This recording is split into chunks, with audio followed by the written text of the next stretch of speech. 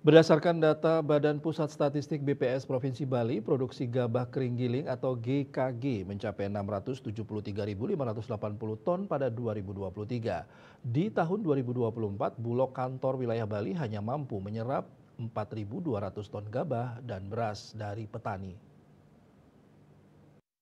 BPS Bali menunjukkan produksi tahun sebelumnya 2022 tidak jauh berbeda, yakni sebesar 680.601 ton, tahun 2021 sebanyak 618.910 ton, dan 2020 sebanyak 532.168 ton. Angka ini menunjukkan jumlah produksi per tahunnya tidak terlalu berbeda. Sementara untuk data 2024 belum terpublikasi, yang biasanya terpublikasi pada bulan April mendatang. Di sisi lain, serapan gabah di Bali dari Bulog masih jauh dibandingkan jumlah produksi yang pada 2024 hanya 4.200 ton. Berdasarkan data yang diberikan Bulog Kantor Wilayah Bali, harga serapan Bulog untuk gabah kering panen GKP di petani yakni Rp6.000 per kilogram, GKP di penggilingan Rp6.100 per kilogram, gabah kering giling GKG di penggilingan Rp7.300 per kilogram, dan GKG di perum Bulog Rp7.400 per kilogram.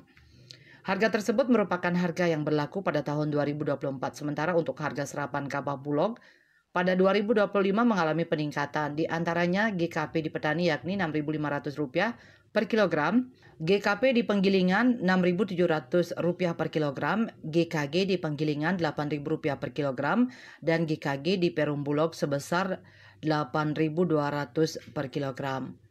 Pimpinan Wilayah Bulog Bali, Muhammad Anwar, mengatakan dengan adanya perubahan harga ini, diharapkan para petani di wilayah Bali mendapatkan harga yang baik.